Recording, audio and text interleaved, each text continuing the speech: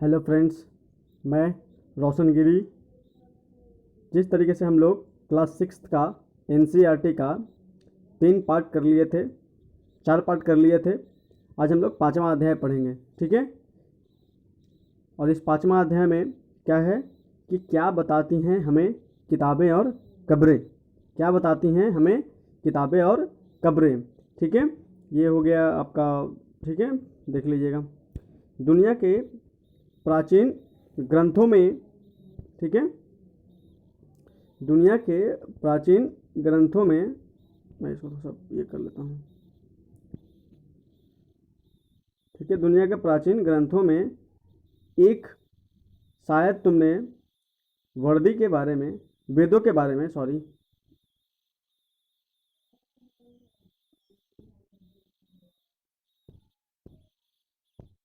ठीक है, शायद तुमने वेदों के बारे में सुना होगा कि वेद वेद जो हैं वो कितने हैं?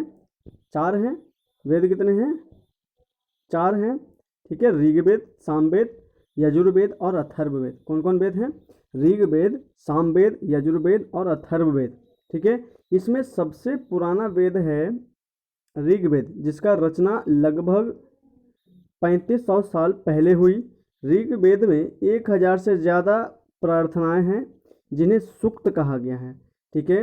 ऋग्वेद, 4 वेद हैं, ऋग्वेद, सामवेद, यजुर्वेद और अथर्ववेद। सबसे पुराना वेद कौन है? ऋग्वेद। ये सब क्वेश्चन आने आएगा, ठीक है, वनडे एग्जाम में। जिसकी रचना लगभग 3500 साल पहले हुआ। ऋग्वेद में 1000 से ज़्यादा प्रार्थनाएं हैं जिन्हें सूक्त कहा गया है, ठीक है। जिन्हें क्या कहा गया है? सूक्त कहा गया है, ठीक है। और ये एनसीईआरटी की खासियत है, ठीक है, कि आपको किसी भी वर्ड को अगर समझना हो, ठीक है, तो आप एनसीईआरटी बुक पढ़ो, ठीक है। लेकिन अगर आप कोई अदर बुक पढ़ते हो तो छोटा छोटा वर्ड का मतलब आप नहीं समझ पाओगे सही से। और ये एनसीईआरटी की खासियत है। जैसे देखिए, सूक्त कहा गया, तो सूक्त किसे कहा गया? कि ऋग्वेद में 1000 से ज़्यादा प्रार्थनाएं हैं जिन्हें सूक्त कहा गया है। लेकिन सूक्त का मतलब अच्छी तरह से बोला गया, ये विभिन्न देवी देवताओं की सूची में रचे गए हैं, ठीक है, सूची में रचे गए हैं। इनमें से 3 देवताओं बहुत महत्वपूर्ण है। कौन महत्वपूर्ण है? 3 देवता बहुत महत्वपूर्ण है। कौन कौन? अग्नि, इंद्र और कौन कौन? अग्नि, इंद्र और सोम। अग्नि के देवता का मतलब क्या है? अग्नि का मतलब क्या है? आग के देवता, ठीक है। इंद्र का मतलब क्या है? कि इंद्र युद्ध के देवता हैं। और सोम क्या है? सोम एक पौधा है, ठीक है, जिससे एक खास पेय बनाया जाता है, जिसे बोला जाता है सोमरस, ठीक है।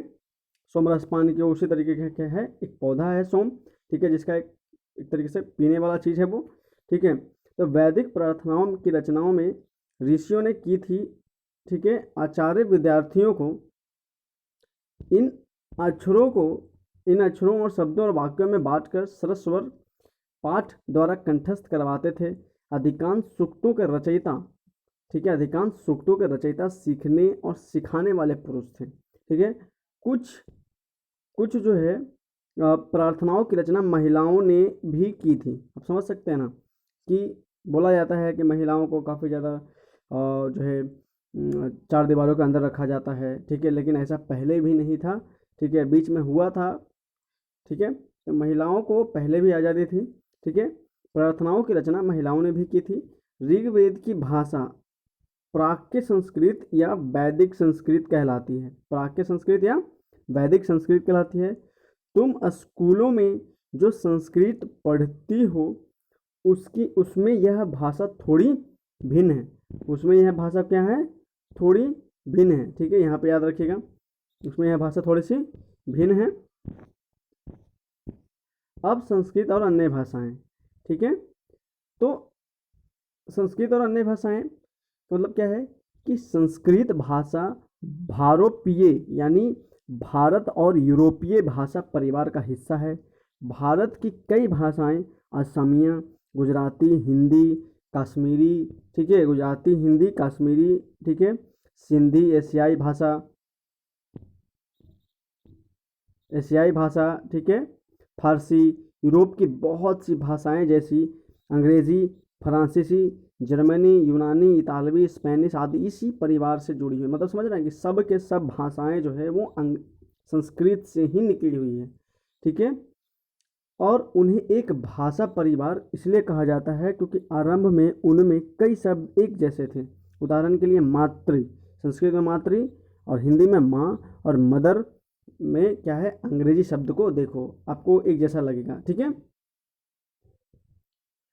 क्या तुम क्या तुम्हें इनमें कोई समानता नजर आता है? जैसे उपमहाद्वीप में दूसरे भाषा परिवारों की भी भाषा बोली जाती है। उदाहरण के लिए पूर्वोत्तर प्रदेशों में तिब्बत बर्मा परिवार की भाषाएं बोली जाती हैं। तमिल तेलुगु तमिल तेलुगु, कन्नड़ और मलयालम द्रविड़ भाषा परिवार की भाषाएं हैं, जबकि झारखंड और मध्य भारत की कई भाषाओं में बोली जाने वाली भाषाएं ऑस्ट्रो एशियाटिक हैं।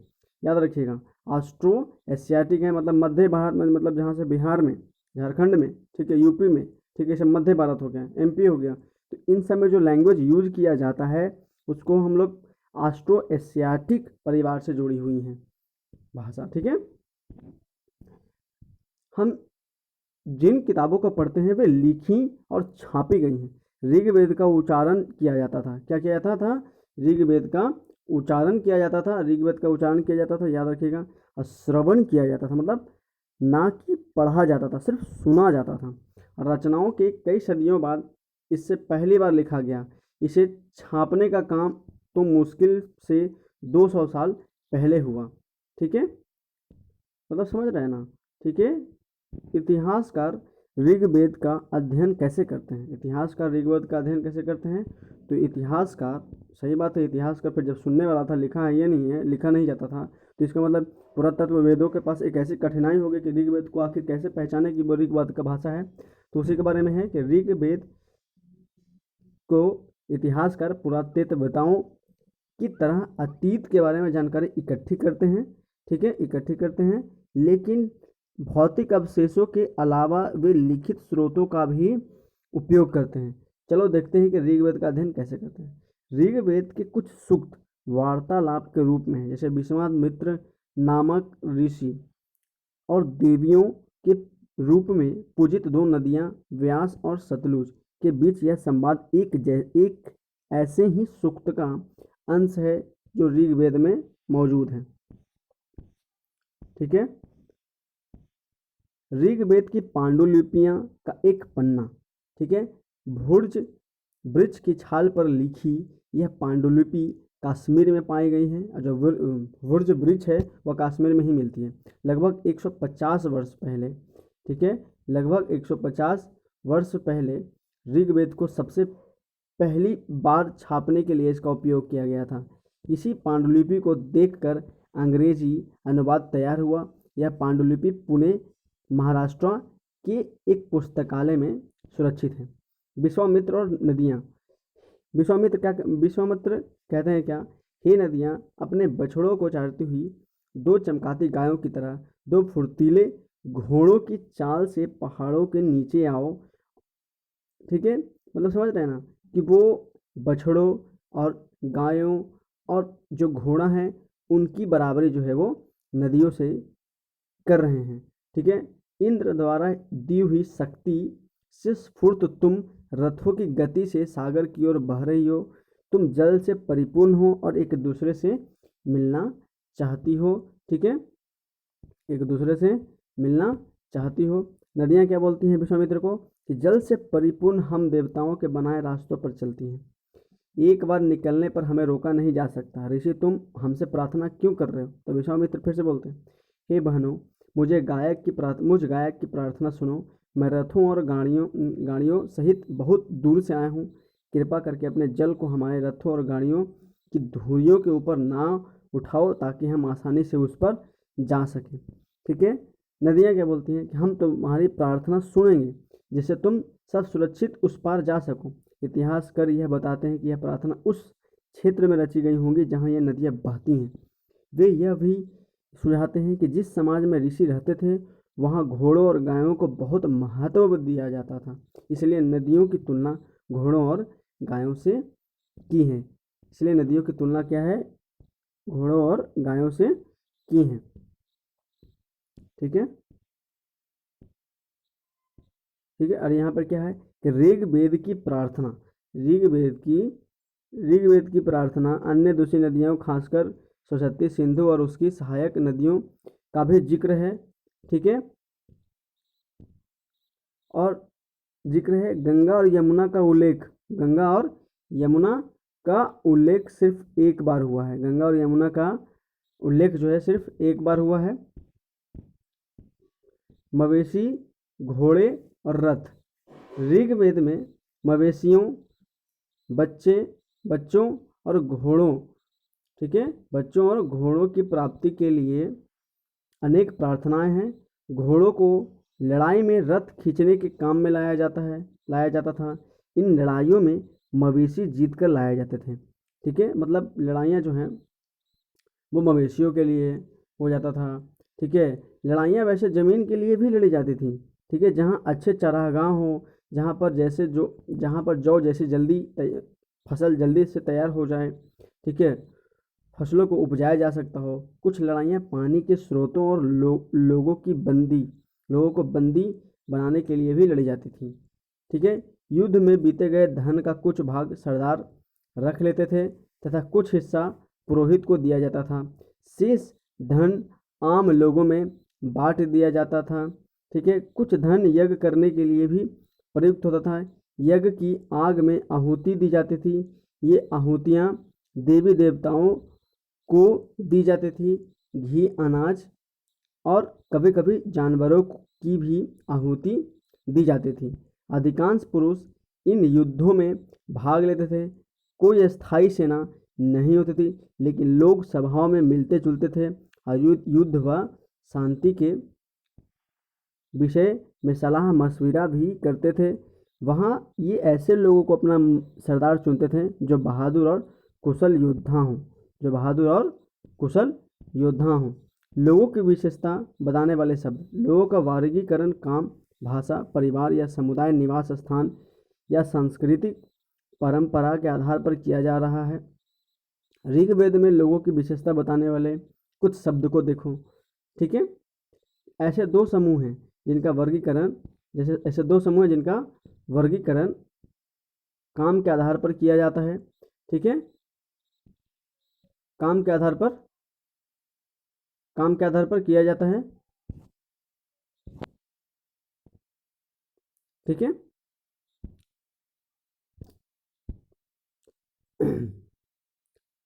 तरह तरह के यज्ञ और अनुष्ठान करते हैं। दूसरे लोग थे राजा। ये राजा वैसे नहीं थे जिनके बारे में तुम बाद में पढ़ोगे। ये ना तो बड़ी राजधानी और महलों में रहते थे, ना इनके पास सेना होती थी और ना ही ये कर वसूलते थे। प्रायः राजा की मृत्यु के बाद उसका बेटा अपने आप ही शासक नहीं बन जाता था, समझ रहे हैं ना, ठीक है। इसके बाद तो ये धारणा बन गया था कि भाई राजा का बेटा राजा ही बनेगा, लेकिन पहले भी ऐसा नहीं था कि राजा का बेटा ही राजा बने, ठीक है। अब देखिए आगे देखेंगे, ठीक है। जनता या पूरे समुदाय के लिए दो शब्दों का इस्तेमाल होता था। एक था जन, जिसका प्रयोग हिंदी व अन्य भाषाओं में आज भी होता है। दूसरा था विष, जिसमें वैश्य शब्द निकला है। इस विषय पर तुम अध्याय 6 में विस्तार से पढ़ोगे, ठीक है। ऋग्वेद में विष और जनों के नाम मिलते हैं। ऋग्वेद में क्या मिलते हैं?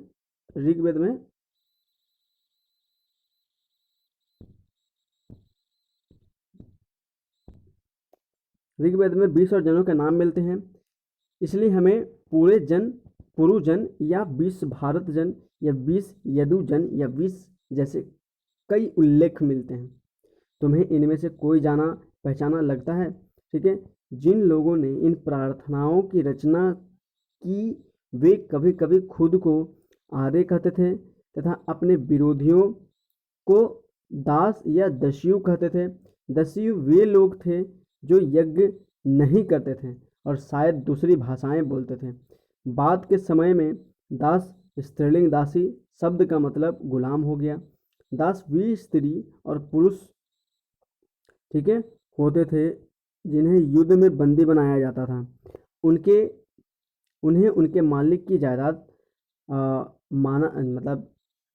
जायदाद माना जाता था जो भी काम मालिक चाहते थे, ठीक है, वे उन्हें उन्हें वह सब करना पड़ता था। ठीक है। जिस युग में उपमहाद्वीप के उत्तर पश्चिम में ऋग्वेद की रचना हो रही थी, जिस युग में उपमहाद्वीप के उत्तर पश्चिम में, कहाँ, उत्तर पश्चिम में, ठीक है, ऋग्वेद की रचना हो रही थी, थी उसी समय दूसरी जगहों पर, ठीक है, एक अलग तरह के विकास हो रहा था। वहाँ क्या हो रहा था वो देखेंगे अब हम लोग। ठीक है। खामोश प्रहरी या कहानी महापाषाणों की। ठीक है। ये शिलाखंड महापाषाण यानी बड़ा पाषाण मतलब पत्थर यानी बड़ा पत्थर नाम से जाना जाता है। ये पत्थर दफन करने की जगह पर लोगों द्वारा बड़े करीने से लगाए गए थे। ठीक है। कब्रें बनाने की प्रथा लगभग 3000 साल पहले शुरू हुई। यह प्रथा दक्षिण भारत, उत्तर पूर्वी भारत और कश्मीर में प्रचलित थी। कुछ महत्वपूर्ण महापाषाण पुरस्थल मानचित्र 2 में दिखाए गए हैं। ठीक है। कुछ महापाषाण जमीन के ऊपर ही दिख जाते हैं, कुछ महापाषाण जमीन के भीतर भी होते हैं। ठीक है। जैसे कई बार पुरातत्वविदों को गोलाकार सजाए हुए पत्थर मिलते हैं। अकेला खड़ा हुआ पत्थर मिलता है। ये ही एकमात्र प्रमाण है जो जमीन के नीचे कब्रों को दर्शाता है। ठीक है। महापाषाणों के निर्माण के लिए लोगों को कई तरह का काम करने पड़ते थे। हमने जो कार्यों की सूची बनाई है उन्हें क्रमबद्ध, ठीक है, ये देख लेना, ठीक है बच्चों को पढ़ने के लिए। ठीक है। तो इस तरह के पाषाण यानी ऊपर में जो दिख रहा है, इस तरह के पाषाण जो हैं को ताबूत सावधान कहा जाता है। यहाँ दिखाए गए शिष्ट में एक पोर्ट होल बड़ा सुराख है जो शायद पत्थरों से बने हुए और कमरे में जाने का रास्ता था। इन सब कब्रों में कुछ समानताएं थी। क्या थी समानताएं वो देखेंगे हम लोग। ठीक है। कि मृतकों को खास किस्म की मिट्टी के बर्तनों के साथ दफनाया जाता था, जिन्हें काले लाल मिट्टी के बर्तनों ब्लैक एंड रेड वेयर के नाम से जाना जाता था। इनके साथ ही मिले हैं लोहे के औजार और हथियार, घोड़े के कंकाल और सामान तथा पत्थर और सोने के गहने, याद रखिएगा। ठीक है। तो क्या हड़प्पा के समय में लोहे का प्रयोग होता था? तो महापाषाण कब्रों से मिले लोहे के सामान, घोड़े के लिए सामान नीचे, ठीक है, और कुल्हाड़ी के लिए एक नीचे कटार, ये है आपका, ये रहा। ठीक है। इसके बारे में बता रहा है, ठीक है, इसके बारे में बता रहा है कि ये देख रहे हो आप तलवार है और ये आपका पत्थरों से ये है, ठीक है, बनाया हुआ औजार है। ठीक है। लोगों की सामाजिक असमानताओं के बारे में पता करना। पुरातत्वविदों यह मानते थे कि कंकाल के साथ पाई गई चीज़ें मरी हुए व्यक्ति की ही रही होंगी। सही बात है। कभी कभी एक कब्र की तुलना में दूसरे कब्र में ज़्यादा चीज़ें मिलती थी। मतलब समझ रहे हो कि जो मतलब जिसमें कम सामान मिलता होगा कब्र में, वो किसी, हम कह सकते हैं कि एक मतलब एक इंसान का ही, मतलब एक लोगों का ही होगा। ठीक है। लेकिन उसकी वैल्यू, उसकी जो थी वो कम होगी। ठीक है। जिसमें ज़्यादा सामान मिलती होगी उसका वैल्यू हो सकता है ज़्यादा होगा। ठीक है। तो इस तरीके का थिंकिंग भी वहाँ देखने को मिलता है। ठीक है। जैसे ब्रह्मागिरी को खोजो, यहाँ एक क्या है, व्यक्ति की कब्र 33 सोने के मनके और शंख पाए गए हैं और दूसरे कंकालों के पास सिर्फ कुछ मिट्टी के बर्तन ही पाए गए हैं। यहाँ दफनाए गए लोगों का सामाजिक स्थिति में भिन्नता को भी दर्शाता है। कुछ लोग अमीर थे और तो कुछ लोग गरीब, कुछ लोग सरदार थे तो दूसरे कुछ अनुयायी। ठीक है। क्या कुछ कब्रगाहें खास परिवारों के लिए थी? हो सकता है। ठीक है। कभी कभी महापाषाणों में एक से अधिक कंकाल मिले हैं। यह दर्शाते हैं कि शायद एक ही परिवार के लोग एक ही स्थान पर अलग अलग समय पर दफनाया गया था। बाद में मरने वाले लोगों को पोर्ट होल के रास्ते कब्रों में लाकर दफनाया जाता था। ऐसे स्थान पर गोलाकार लगाए गए अब पत्थर या चट्टान चिन्हों का काम करते थे। यहाँ लोग आवश्यकता अनुसार शवों को दफनाना दोबारा आ सकते थे। इनाम गांव के एक विशिष्ट व्यक्ति की कब्र। ठीक है। यह भीमा की सहायक नदी है। ठीक है। यह क्या है, भीमा की सहायक नदी है। घोड़ के किनारे एक जगह है, घोड़ के किनारे एक जगह है। यह इस जगह पर लगभग 3600 से 2700 साल पहले लोग रहते थे। यहाँ वयस्क लोगों को प्रायः गड्ढे में सीधा लिपटा कर दफनाया जाता था।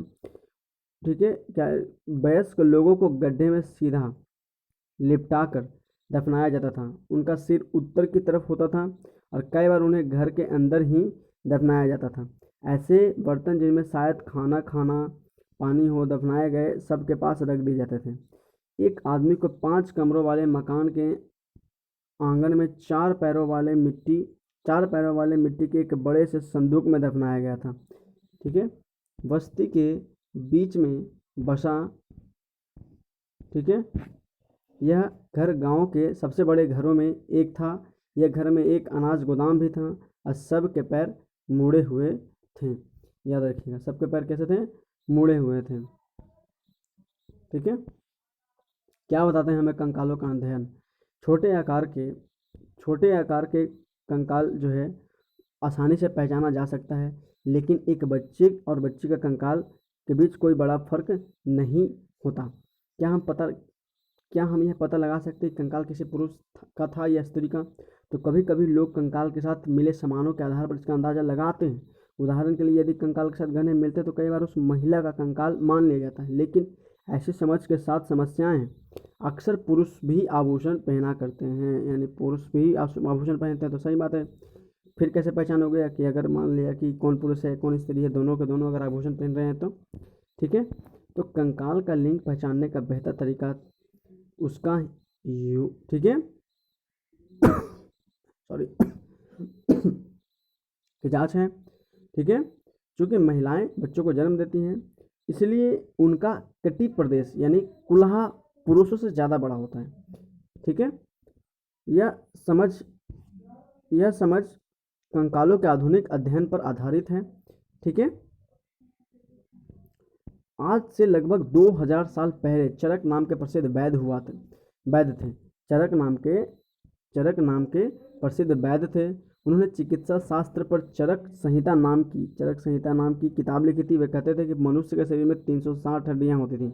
यह आधुनिक शरीर की रचना विज्ञान की 206 हड्डियों से काफ़ी ज़्यादा है। संभवतः चरक ने अपनी गिनती में दांत, ठीक है, के जोड़ और कार्टिलेज के जोड़ को यह संख्या बताई थी। ठीक है, इमामगंज के लोगों के काम धंधे। तो इनाम गांव में पुरातत्वविदों को गेहूं, जौ, चावल, दाल, बाजरा, मटर और तेल के बीज मिले हैं। कई जानवरों की हड्डियां भी मिली हैं। ठीक है, कई हड्डियों पर काटने का निशान से यह अंदाज़ा लगाता है कि लोग इन्हें खाते होंगे। गाय, बैल, भैंस, बकरी, भेड़, कुत्ता, घोड़ा आदि, घोड़ा, गधा, सुअर, सांभर, चितकबरा, हिरन, ठीक है, कृष्ण मृग, खरह, चिड़िया, घड़ियाल, कछुआ, ठीक है, केकड़ा और मछली की हड्डियां भी पाई गई हैं। ऐसे साक्ष्य मिले हैं कि बेर, आंवला, जामुन, खजूर और कई तरह की रसभरियां एकत्र की जाती थी। ठीक है, ये हो गया। और ये हो गया हमारा वर्ल्ड हिस्ट्री के लिए। कंप्लीट करते हैं, भी पढ़ ही लेते हैं। ठीक है, क्या है, एटलस में चीन को देखो। लगभग 3500 साल पहले हम यहाँ के लेखन कला के सबसे पुराने उदाहरण पाते हैं। ठीक है, किसका कारण, लेखन कला के सबसे पुराने उदाहरण पाते हैं। यह जानवरों की हड्डियों पर लिखा गया था। इन्हें भविष्यवाणी करने वाली हड्डियाँ कहा जाता था, क्योंकि यह मान्यता थी कि यह भविष्य बताती हैं। राजा लोग लिपिकारों से इन हड्डियों पर सवाल लिखवाते थे। क्या वे युद्ध जीतेंगे? ठीक है, ठीक है, क्या अच्छी फसलें होंगी?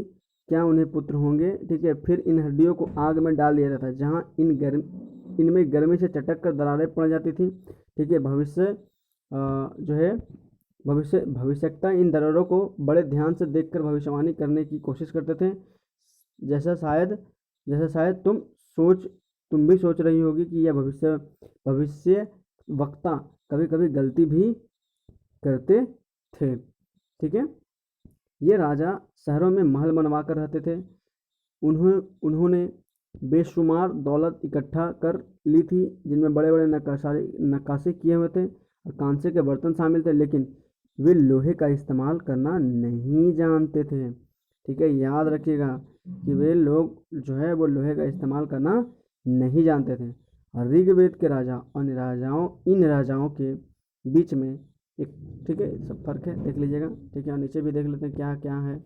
वेद, प्रार्थना, भाषा, रथ, यज्ञ, राजा, दास, ये सब महापाषाण। ठीक है, बड़ा सा पत्थर के टाइम का काल को महापाषाण बोला जाता है। कब्र, कंकाल, लोहा, तो हार्डवर्ड था। ठीक है, सब देख लीजिएगा। हो गया मेरा ये 5वां चैप्टर कंप्लीट एनसीईआरटी का। ठीक है, हम लोग कल तक क्लास 6 का इतिहास जो है वो कवर कंप्लीट कर लेंगे। ठीक है, थैंक यू।